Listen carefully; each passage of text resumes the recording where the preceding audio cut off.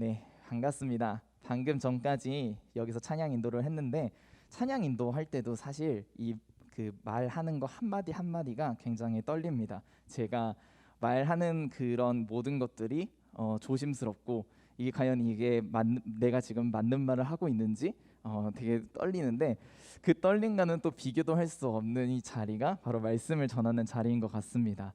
네, 이 되게 지금 의연한 척 하고 있지만 방금 말씀 읽을 때도 더듬고 하는 게 제가 학생부 예배 때나 청년부 예배 때는 절대 말씀을 읽으면서 더듬지 않습니다. 네, 지금도 이렇게 말하는데 약간의 떨림이 있는데 네, 원래 절대 떨지 않는데 이 자리는 그만큼 정말 거룩한 부담감이 있는 것 같습니다. 하지만 이 시간에 우리 성령님 함께 하시고 또 하나님만 영광 받으시는 그런 예배 시간 되기를 소망합니다. 제가 지난번에 우리 말씀을 나눌 때는 믿음에 대해서 함께 나누었었습니다. 해서 믿음이란 하나님께서 우리에게 선물로 주시는 것이고 또 하나님의 그 창조 목적을 우리가 이루는 정말 하나님을 기쁘시게 하는 그 목적이 바로 우리가 이 믿음에 있다고 나누었었습니다. 그래서 오늘은 이 믿음을 가진 사람이 어떻게 이제 행동을 하는지 함께 나누고자 하는데 오늘은 믿는 자는 달라야 합니다라는 주제로 함께 말씀을 나누고자 합니다. 제가 올해 청년부를 이제 여름부터 청년부를 맡기 시작했는데 청년부 첫 예배 때 같이 청년들과 함께 은혜를 나눈 것이 있습니다. 같이 우리 말씀을 듣고 그 말씀을 그냥 듣는 것에서만 끝내는 것이 아니라 그것을 좀 생각을 하고 그 생각한 말씀을 우리가 실천에까지 옮기자. 그렇게 함께 말씀을 나누고 청년들과 도전을 하고 했는데요. 처음에는 청년들이 그 이 말 되게 공감을 하더라고요. 우리가 그 청년들도 사실 많은 말씀을 듣습니다.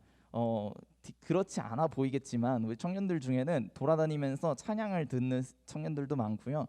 말씀을 또 여러 매체를 통해서 SNS를 통해서 유튜브를 통해서 말씀을 듣는 청년들도 있습니다. 근데 그 많은 말씀을 들으면서 그 삶에서 어떤 변화의 모습들이 나타나지 않는 것은 그 말씀을 들었을 때는 우리도 마찬가지일 겁니다. 너무 말씀 좋아. 이 말씀에서 내가 이런 것을 깨달았어.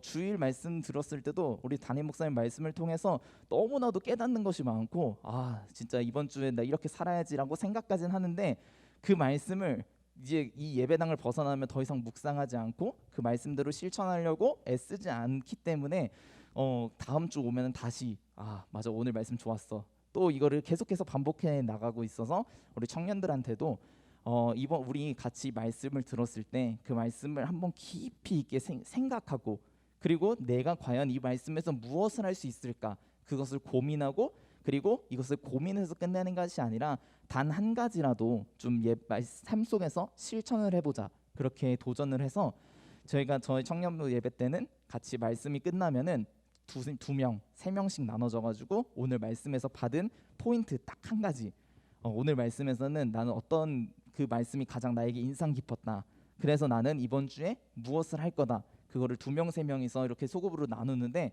그것을 뭐 잘 지키고 있는지는 아직은 잘 모르겠습니다. 그 뒤로 제가 예배를 깊이 있게 나누지 못해서 네 아마 잘 지키고 있을 거라 네 믿습니다. 네 근데 그걸 그렇게 제시하는 저에게 이게 작은 변화가 생겨났는데 제가 이 말씀을 전하는 입장이다 보니까 이 말씀을 전했는데 내 삶이 그렇지 못하면 안 되겠다라는 생각이 들더라고요. 예를 들면은 제가 몇 주 전에 청년들과 함께 그 이제 선악을 알게 하는 나무 열매를 따먹은 그 아담과 하와 얘기를 하면서 죄에 대해서 얘기를 했습니다. 죄가 우리 눈을 가려서 그 아담과 하와가 모든 그 실과의 열매가 많았음에도 그 뱀이 유혹할 때 그 죄밖에 안 보여서 그 실과를 다 포기하고 그걸 따먹을 수밖에 없었던 죄의 그 속성 내 선한 것을 다 가려버리고 죄밖에 못 보게 하는 그런 것들을 얘기한 적이 있었는데 그 설교를 하고 나니까 제가 죄 짓는데 망설여지더라고요. 평상시 때는 그냥 아무렇지도 않게 하던 예를 들면은 무단횡단 같은 정말 사소한 거 그런 거 죄라고 인식조차 못 하잖아요. 우리는 그냥 여기 다 하니까 그렇게 사소한 것도 하기 전에 맞아 나 이 말씀을 전했는데 말씀대로 내가 실천하자고 했는데 내가 이렇게 살아도 될까라는 그런 고민이 생기면서 무슨 행동을 하기 전에 먼저 생각을 하게 되고 내가 지금 하고 있는 이 행동이 하나님 말씀을 맞는가 그렇게 한번 생각을 하게 되더라고요. 예전에 저희 교회에서 사역하시던 그 배주원 목사님 계시는데, 한 번은 배주원 목사님과 그 교회에 기름을 채우러 이렇게 차를 타고 갔다가 돌아오는 길이었습니다. 보통 저기 주유소 갔다가 우리 교회로 올 때는 여기 삼거리에서 이제 들어와서 여기 중앙선을 슉 넘어가지고 교회 앞에 차를 대죠. 네, 저도 보통 차를 댈 때 다 그렇게 됩니다. 네, 근데 목사님이 갑자기 차를 저쪽 그 편의점 앞에서 들어와가지고 여기 마을길을 한 바퀴 삥 돌아서 초등학교 앞을 해서 교회로 오시는 거예요. 그래서 목사님 저기서 갈 수 있어요? 왜 이렇게 가세요? 라고 물어보니까 목사님이 한 주 전에 죄짓지 말자고 함께 설교를 했는데 그 자기가 여기서 지금 중앙선을 침범을 해가지고 하는 게 맞지 않는 것 같다. 그래서 작은 거라도 이렇게 실천하려고 한다라고 저한테 이제 얘기를 하시더라고요. 처음에는 저는 그 말씀을 들었을 때 에이 이게 뭐 이거 가지고 중앙선 뭐 여기 다 넘는데 이게 뭐 큰 문제라고 그렇게 생각을 했습니다. 옆에서 듣고 있으면서도. 근데 제가 얼마 전 이런 깨달음을 얻고 나서는 그거에 바로 그 말씀에 대한 반응이구나. 말씀을 듣고 그 말씀을 들었을 때 내가 실천할 수 있는 게 무엇이 있을까? 그렇게 삶에서 조금의 그런 모습들이 나타나는 것이 정말 말씀을 들은 합당한 그리스도인의 자세이지 않을까. 그렇게 생각을 했습니다. 그래서 오늘도 함께 말씀을 보면서 정말 그리스도인이라면은 어떤 반응, 말씀에 대한 어떤 반응이 있어야 하는지 함께 말씀을 한번 자세히 보려고 합니다. 우리가 오늘 읽은 이 본문 말씀에는 귀신 들린 아들을 고치기 위해서 아버지가 자신의 아들을 데리고 옵니다. 그 아들을 데리고 왔을 때 이제 제자들에게 이렇게 고쳐달라고 했는데 제자들은 그 아들을 고치지 못합니다. 자, 이 사건이 벌어질 때 예수님은 제자들 3명을 데리고 변화산에 가셔가지고 그 정말 놀라운 기적을 보여주시고 그 베드로는 내려가기 싫습니다 주님, 저 여기서 장막 셋을 짓고 그냥 여기서 살래요 라고 할 정도로 정말 너무나도 놀랍고 정말 그 엄청난 체험을 했는데, 그 감동이 가시기도 전에 땅에 내려오자마자 제자들이 서기관들하고 말다툼을 하고 있습니다. 말다툼을 하는데 그래서 예수님이 무슨 일이냐라고 물으시니까 이제 그 아버지가 대표로 내 아들을 지금 데리고 왔는데 제자들에게 고쳐달라고 했더니 고치지 못했나이다 라고 이제 이야기를 하니까 옆에 있던 그 서기관들도 이때다 싶어가지고 제자들과 논쟁을 벌이고 있습니다. 자, 이 모습이 첫 번째 우리가 바라봐야 될 장면입니다. 바로 예수님께서 우리에게 주신 그 권능을 사용하지 못하는 사람들입니다. 아이의 아버지는 처음부터 그 제자들에게 자신의 아이를 고쳐달라고 데려온 것은 아닐 겁니다. 소문에서 예수님께 데려가면은 모든 병을 다 고쳐주신대, 귀신을 쫓아주신대. 그때 당시 그 중동 지방에서는 그 간질병을 귀신 들렸다고 이제 해서 정말 그 귀신을 쫓아내면 이 관질이 이제 쫓아내진다라고 이제 많이들 믿고 있었다고 하고, 그 아버지도 자신의 아들을 고치기 위해서 정말 먼 수고를 해서 예수님을 찾아왔을 겁니다. 근데 마침 도착했을 때 예수님은 변화산에 가셔서 자리에 없으셨고, 그렇다면은 예수님의 제자라고 하는 이 사람들도 귀신을 쫓는 능력이 있다고 하는데, 그럼 이 제자들에게 부탁해보자 하고 부탁을 했지만 그 제자들은 귀신을 쫓아내지 못하는 모습에 아버지는 굉장히 당황했을 겁니다. 예수님의 제자인데 예수님이 제자들이 예수님이 하시는 그 능력을 행하지 못하네? 그리고 제자들 역시 당황합니다. 자, 마가복음 9장 28절에 보면은 집에 들어가심에 제자들이 조용히 묻자오되 우리는 어찌하여 능히 그 귀신을 쫓아내지 못하였나이까? 라고 묻습니다. 사람들이 많은 장소에서는 이제 창피하니까 물어보지 못하고 예수님과 함께 집으로 들어갔을 때 예수님께 묻습니다. 우리는 왜 귀신을 쫓아내지 못했나요? 근데 이미 이 제자들에게 귀신을 쫓아낼 수 있는 능력이 없었던 게 아닙니다. 제자들은 이미 예수님께 귀신 쫓는 능력을 받았습니다. 우리 마가복음 3장 13절 말씀이 있는데요, 함께 찾아보겠습니다. 마가복음 3장 13절. 예수님께서 12 제자를 부르시는 모습입니다. 마가복음 3장 13절에 또 산에 오르사 자기가 원하는 자들을 부르시니 나아온지라 이에 12를 세우셨으니 이는 자기와 함께 있게 하시고 또 보내사 전도도 하며 귀신을 내쫓는 권능도 가지게 하려 하심이로라. 네, 이렇게 나와 있습니다. 12제자를 부르시면서 그들을 전도도 시키고 귀신을 쫓는 능력도 그들에게 주신 것입니다. 그리고 그들이 실질적으로 귀신을 쫓는 능력이 나오는데 마가복음 6장 12절에 보면은 제자들이 나가서 회개하라 전파하고 많은 귀신을 쫓아내며 많은 병자에게 기름을 발라 고치더니라고 기록되어 있습니다.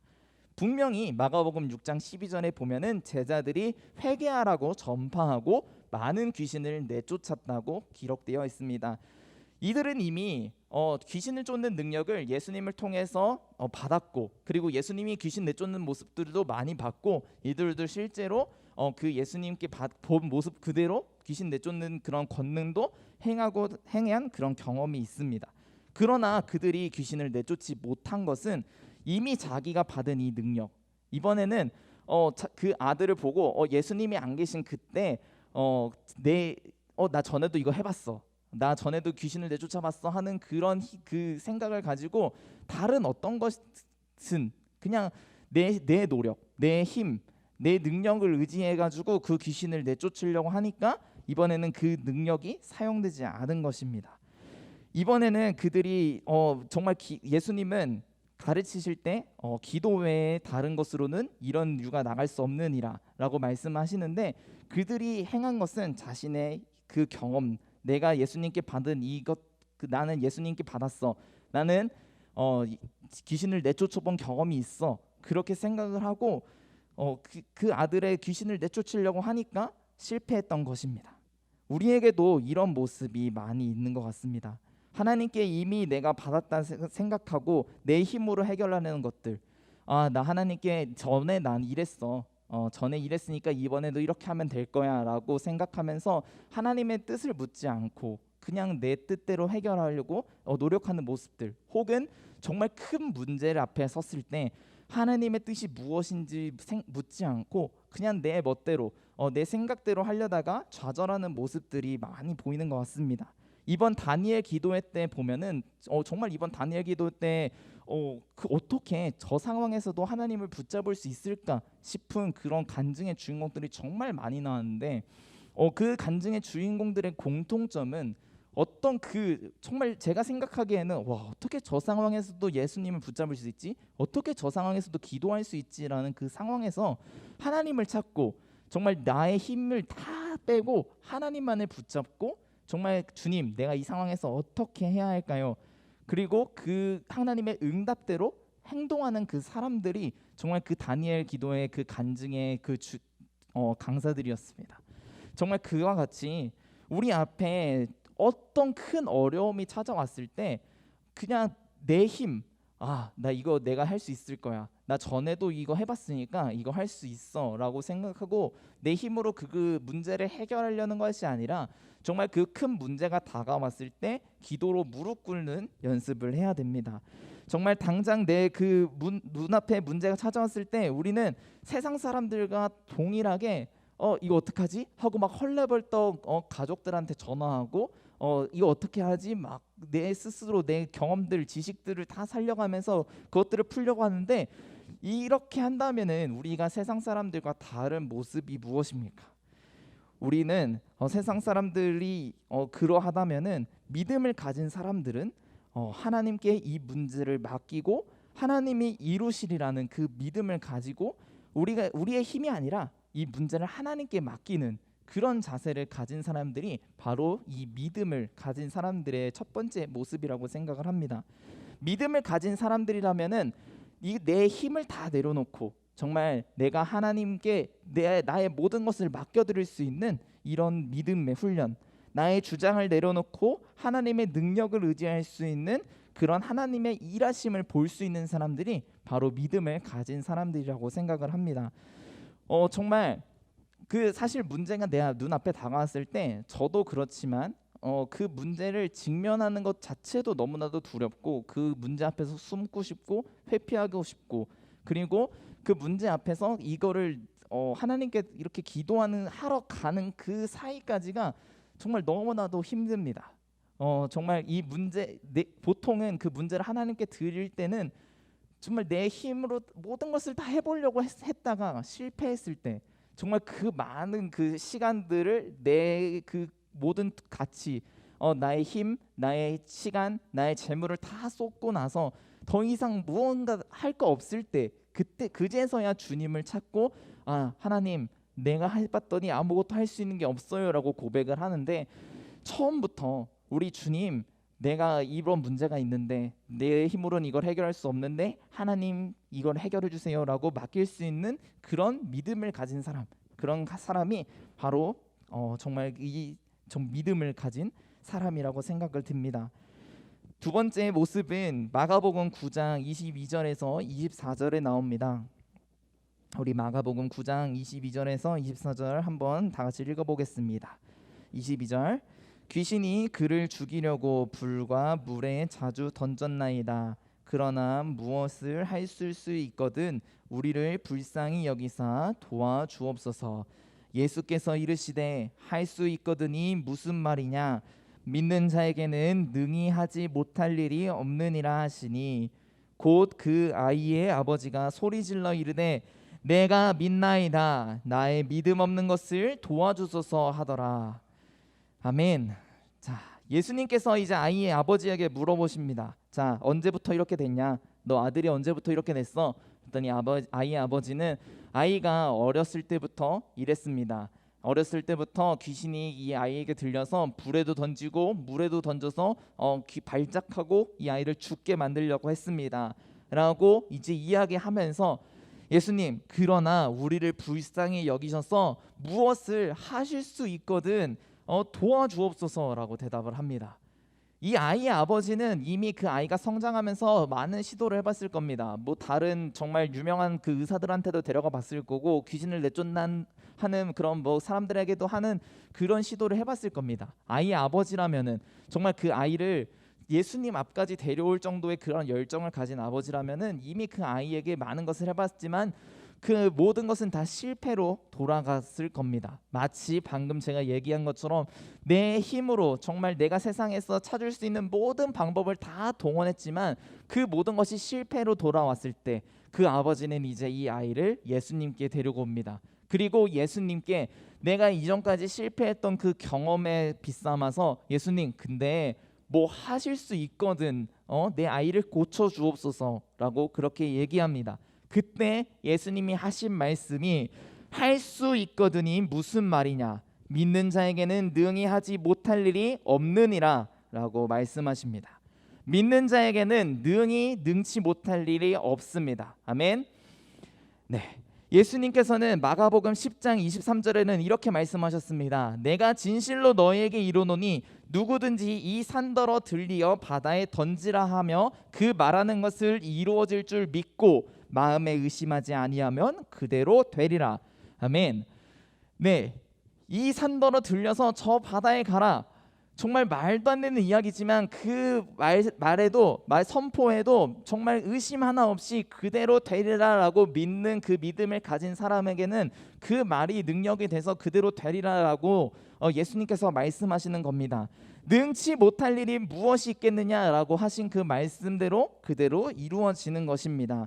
이 믿음을 가지고 의심하지 말라.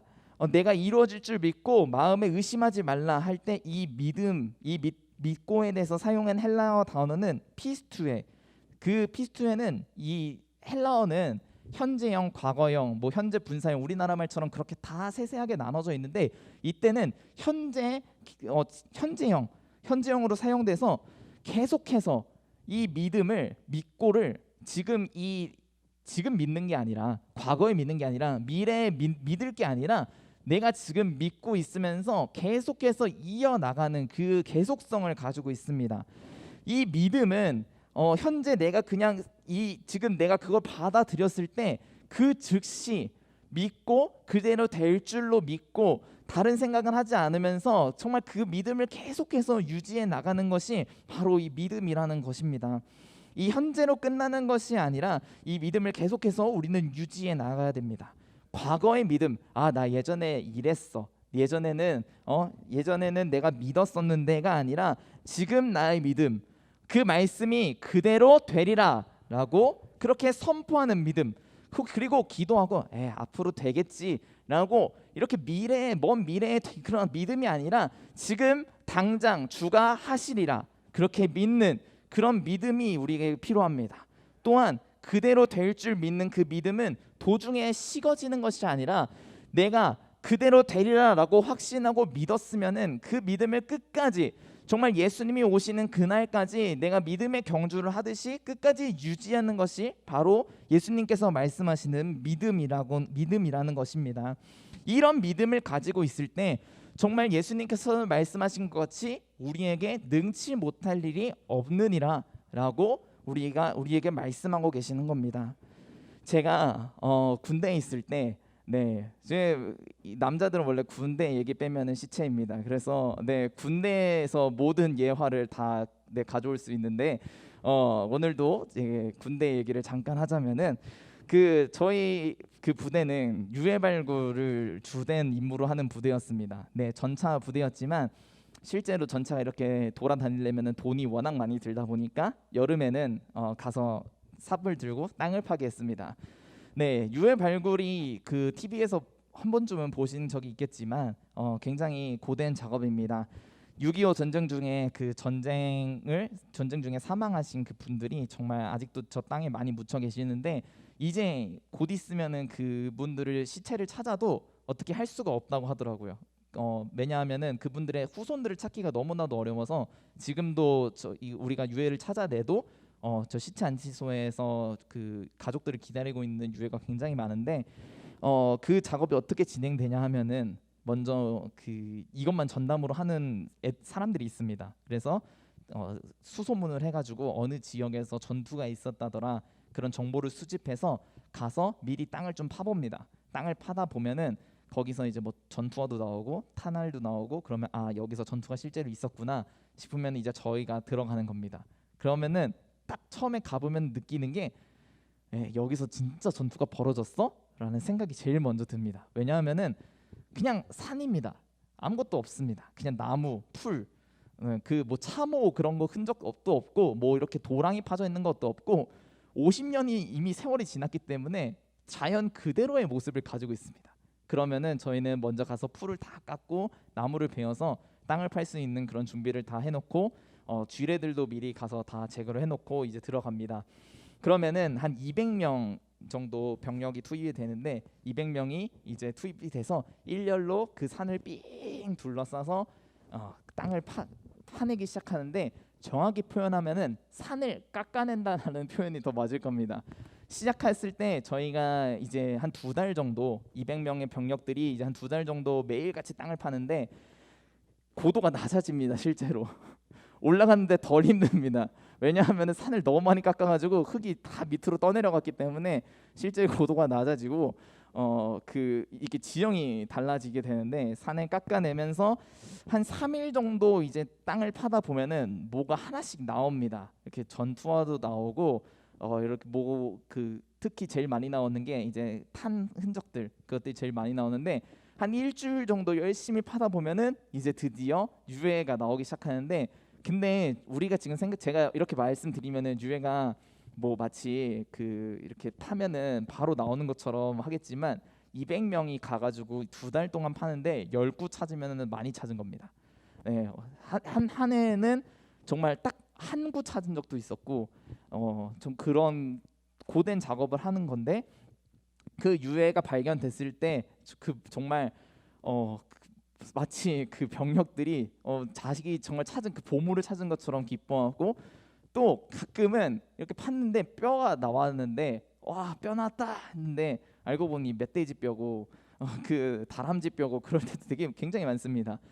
그 유해가 찾았다고 하면은 그 사람의 시신이 이렇게 다 있을 것 같은데 이미 시간이 너무 오래 지났기 때문에 보통 뼈 한 조각 이렇게 뼈 두꺼운 뼈나 아니면은 잘 썩지 않는 이런 다리뼈, 정강 이런 허벅지 뼈들 그런 것들이 좀 많이 남아 있고 저도 3년 동안 했었는데 3년 동안 있으면서 그 머리부터 발끝까지 있는 그 유해는 단 한 번밖에 못 봤습니다.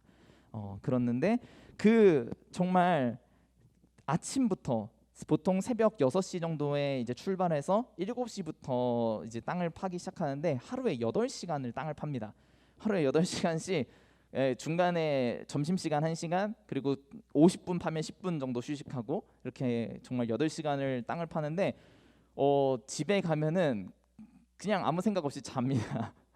네, 다른 거 할 수가 없습니다. 온몸이 그냥 녹초가 돼가지고 잠을 자고 다음날 또 버스 타고 이동 중에 자고 또 끝나고 내려오면 자고 온몸은 그냥 땀에 절어 있고 머리도 그 군인들 짧은 머리가 흙먼지로 다 푸석푸석해질 정도로 네, 고된 작업을 하는데 그 유해 발굴에 그 투입된 병력들에게는 한 가지 믿음이 있습니다. 그 믿음은 정말 봤을 때는 그냥 여기서 과연 전투가 벌어졌을까 싶은 산인데도 그 밑에 유해가 있다고 하는 그 믿음, 그리고 무엇보다 그 유해를 발견했을 때 나에게 줄 포상휴가, 네, 유해를 찾으면 나에게 포상휴가가 올 거야 하는 그런 굳건한 믿음, 네, 그 포상휴가는 군대에서 제일 센 포스타가 주는 네, 포상휴가라서 그 병력들은 정말 눈에 불을 켜고 누가 하루에 8시간씩 돈도 안 주는데 땅을 파라고 하면은 어떻게 가능하겠습니까? 근데 그 땅을 파서 발견했을 때 한다고 하면은 그 내가 포상휴가를 받을 수 있겠다는 그 믿음 한 가지로 그 8시간 하루에 8시간씩 월화수목금 그리고 2달 동안 땅을 팔 수 있는 그런 힘의 원동력이 됩니다. 제가 너무나 가벼운 예화로 이렇게 설명을 했지만 우리가 믿음을 가지고 있는 사람들의 행동이 바로 이러야 한다는 것입니다.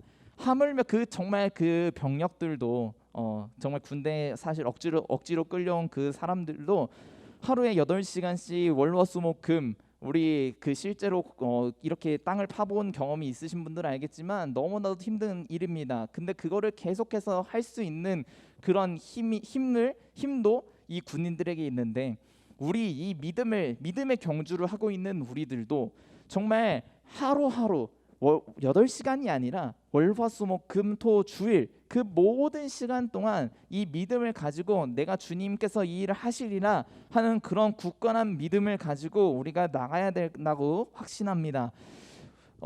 우리의 믿음에 대한 이 확신을 가지고 할 수 있거든의 그런 믿음이 아니라 능히 못할 일이 없다는 그런 믿음을 우리가 가져야 합니다. 이런 믿음을 가질 때 앞서 이야기한 그 어떤 큰 문제, 나의 그 산 같은 정말 내가 도저히 내 힘으로 할 수 없을 것 같은 그 문제 앞에 섰을 때도 이제는 내 힘을 의지하는 것이 아니라 내가 세상의 방법들을 다 동원해서 그 문제를 일단 때려보고 그 문제를 깎아보고 안 되네 하고 주님께 맡기는 것이 아니라 정말 내가 그런 믿음을 가지고 있다고 하면은 그거를 바로 주님께 맡길 수 있는 하나님께서 이미 일하실 줄을 믿고 내가 이 문제 이미 하나님께서 하셨다라는 그런 믿음을 가질 수 있게 되는 것이 바로 이 믿음이라고 하는 것입니다. 하나님께서 아직 내 눈앞에는 이 문제가 있다 할지라도 주님께서는 이미 이 문제를 해결하셨고 앞으로 저 해결하실 거고 나는 이 믿음을 계속해서 유지해서 나갈 것이리라라는 그런 굳건한 믿음을 가져야 한다는 것입니다. 이어지는 세 번째 모습은 바로 기도하는 모습입니다. 예수님의 말씀을 믿음으로 고백한 이 아버지에게는 결국 기적이 일어납니다. 예수님께서 아이에게 선포하셔서 그 귀신은 소리를 지르며 떠나갑니다. 그리고 그 아이는 아버지와 함께 평안하게 돌아가고 제자들이 이제 예수님께 자신들은 왜 그런 기적을 일으키지 못했는지 묻자 예수님이 대답하십니다. 우리 함께 마지막으로 마가복음 9장 29절 말씀을 읽어보겠습니다. 마가복음 9장 29절 말씀에 보면은 함께 읽겠습니다. 이르시되 기도 외에 다른 것으로는 이런 종류가 나갈 수 없느니라 하시니라. 제자들이 귀신을 내쫓지 못한 이유가 무엇입니까? 기도하지 않았기 때문입니다. 제자들은 이미 귀신을 내쫓아본 그 경험이 있는 자들입니다. 이번에도 당연히 자신들은 귀신을 내쫓을 줄 알았습니다. 근데 예수님께서 기도 외에는 이라는 표현을 사용하신 것으로 보아서 제자들이 기도 외에 다른 수단, 다른 방법을 이용해서 이 귀신을 내쫓으려고 했다는 것을 알 수 있습니다. 기도는 하나님의 능력과 은혜를 신뢰하는 그런 나의 믿음의 표현입니다. 제자들은 귀신 들린 아이 앞에서 자신들의 경험의 그 능력만 의지했을 뿐 기도로 하나님의 능력을 구하지 않았습니다. 우리가 하나님의 능력과 은혜를 신뢰하며 기도할 때 그 능력이 우리에게 그대로 될 줄을 믿습니다. 기도가 그 어떤 마법의 그런 수단이나 주술적인 주문은 아닙니다. 내가 기도한다고 하나님이 내가 이거 다 이루어 주실 거야. 내가 기도하면은 정말 온 세상이 다 뒤집힐 거야. 그런 막 마법의 주문. 내가 이렇게 기도를 줄줄줄줄 외면은 뭔가 정말 마법처럼 모든 게 다 변할 거야. 그런 주술적인 수단은 아닙니다. 그러나 기도는 우리가 하나님의 능력과 그 은혜를 신뢰하는 표현인 겁니다. 하나님께서는 내가 기도했을 때 나의 기도를 응답하실 거야.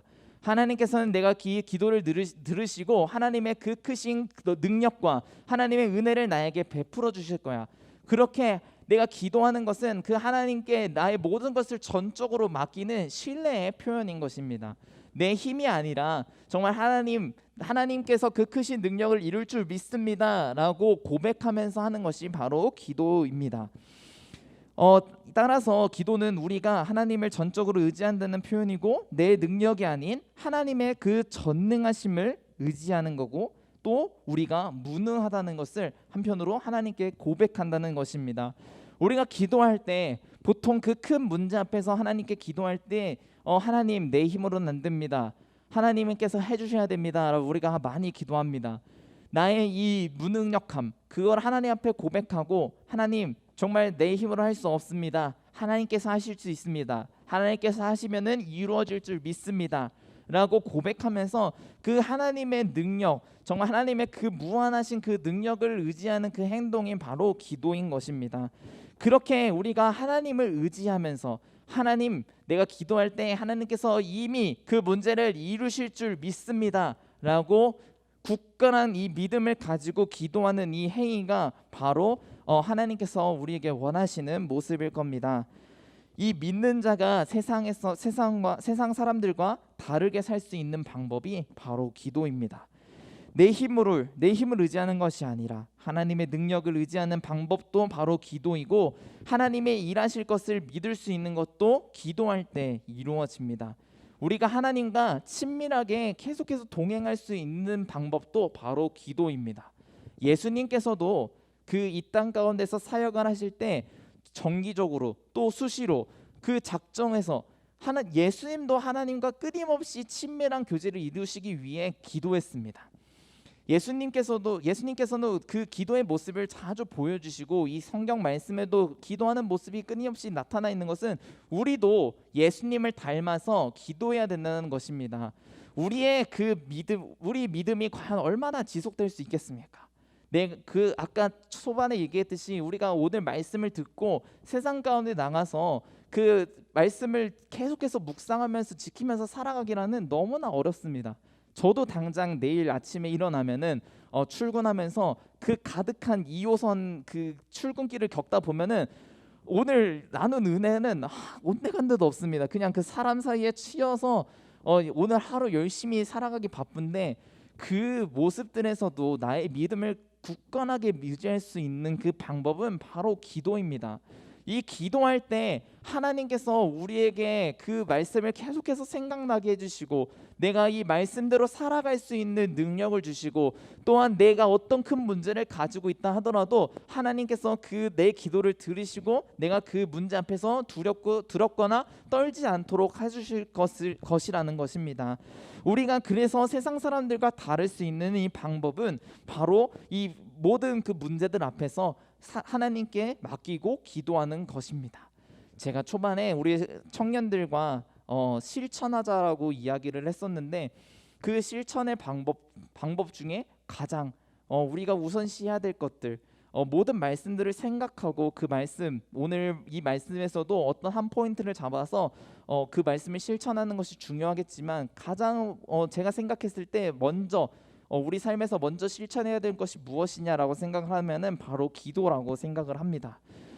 이 땅 가운데 정말 많은 나의 그 세상적인 어려움들 그 어려움들을 헤쳐나감에 있어서 정말 기도 외에 다른 것으로는 이런 능력을 행할 수 없을 거라고 오늘 말씀을 간절히 준비하면서 깨달았고, 그리고 이 말씀대로 우리가 살아가기를 소망합니다.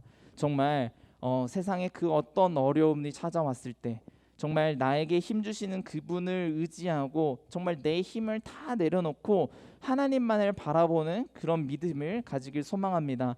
정말 그래서 정말 믿음 없는 사람들은 아까 그 제자들의 모습처럼 정말 내 힘으로 하려고 하고 이게 과연 될까? 그 아버지의 모습처럼 예수님 하실 수 있거든, 이게 이 아들을 고쳐줄 수 있거든, 그런 불확실한 믿음, 내 힘, 그런 것들이 아니라 정말 주님 하실 수 있습니다.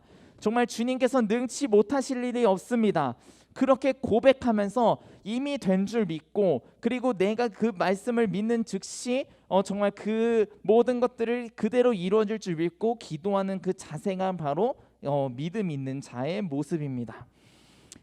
말씀을 마무리하려고 합니다. 정말 우리가 이 한 가지만을 기억하고 갔으면 좋겠습니다. 제가 학생부 설교 말씀 전할 때도 청년부 말씀 전할 때도 마지막으로 한 가지만 기억하고 돌아갑시다라고 이야기를 합니다. 정말 오늘 우리 말씀에서 정말 이 믿는 자의 모습, 정말 나의 모든 힘 다 내려놓고 하나님만을 의지하는, 정말 주가 일하십니다라고 고백하면서 정말 나의 모든 힘을 다 내려놓고 주님만 의지하며 기도하는 이 모습, 정말 예수님께서 말씀하신 것 같이 믿는 자에게는 믿는 자에게는 능치 못할 일이 없으리라 말씀하신 이 믿음과 같이 정말 우리도 주님만을 바라보며 주님만을 붙잡고 나아갔으면 좋겠습니다.